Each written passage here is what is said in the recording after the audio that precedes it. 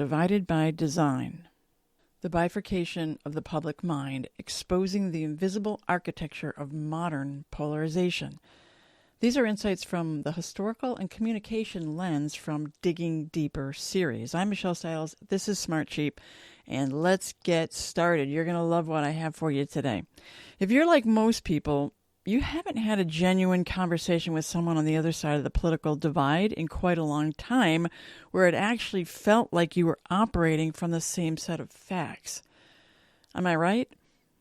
And we all tend to assume that's because the other side is, at this point, completely irrational, misinformed, radicalized, or even simply beyond reach.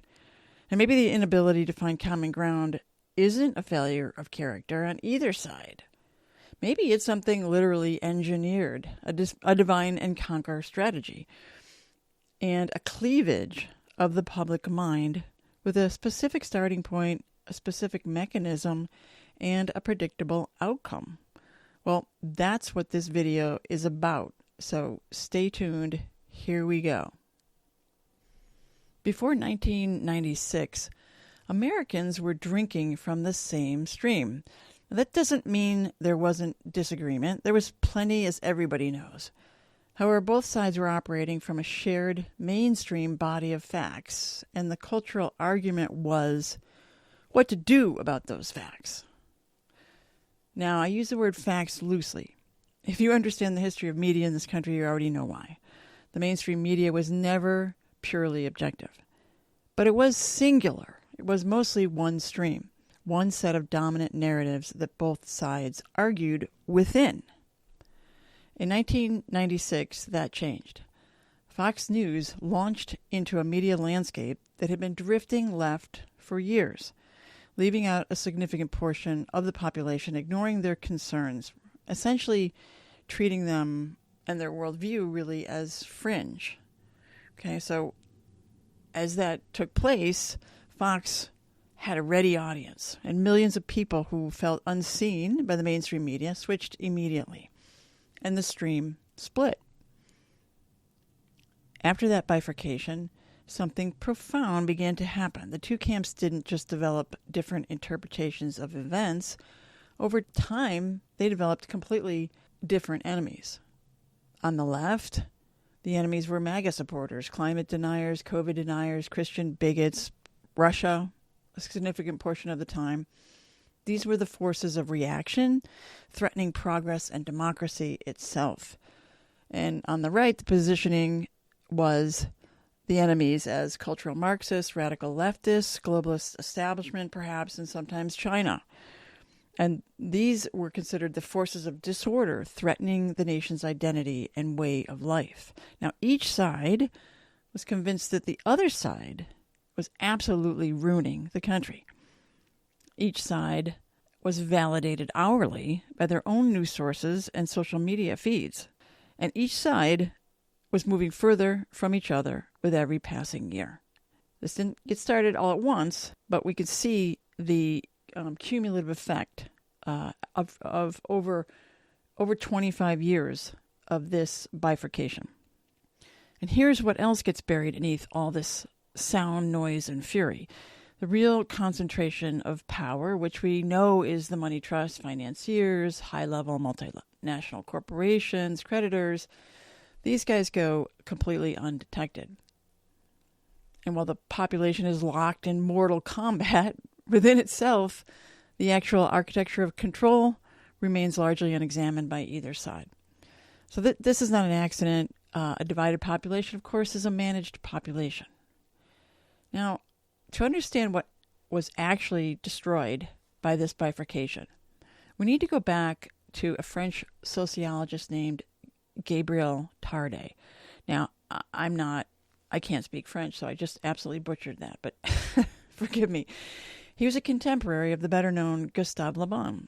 Many of you might know him, and he was writing at the turn of the century. In fact, both of them were writing at that time.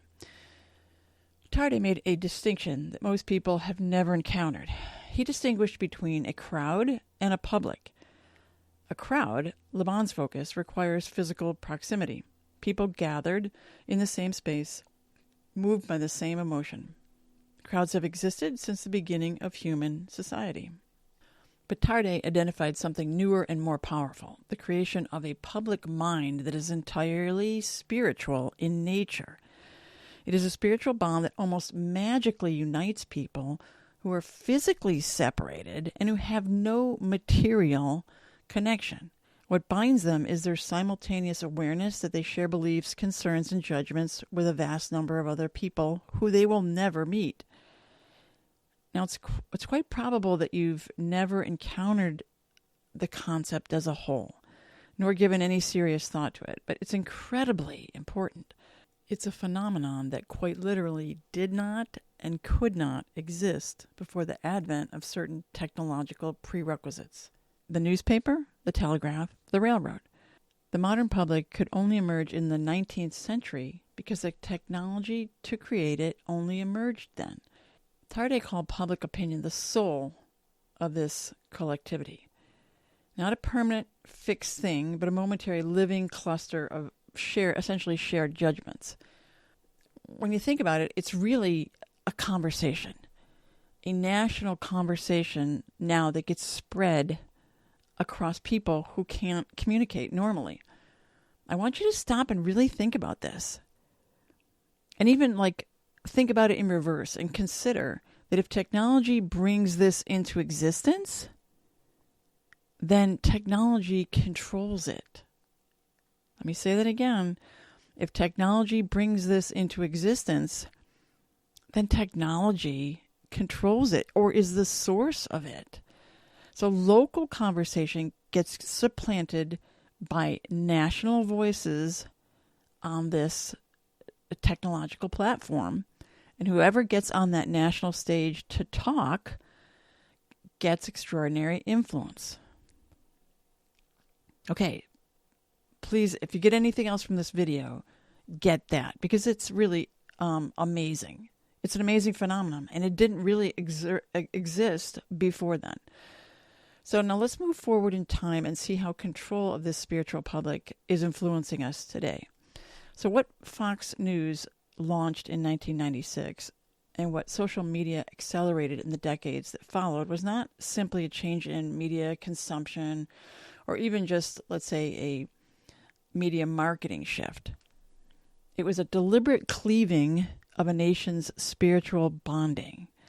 The splitting of the shared public mind into two separate publics with separate facts, separate enemies, and separate realities. Now, of course, this didn't happen all at once, right? This has been over the course of over 25 years. When you split the information stream, you don't just create disagreement. Eventually, you can create two entirely separate publics that can no longer recognize each other as operating within the same reality.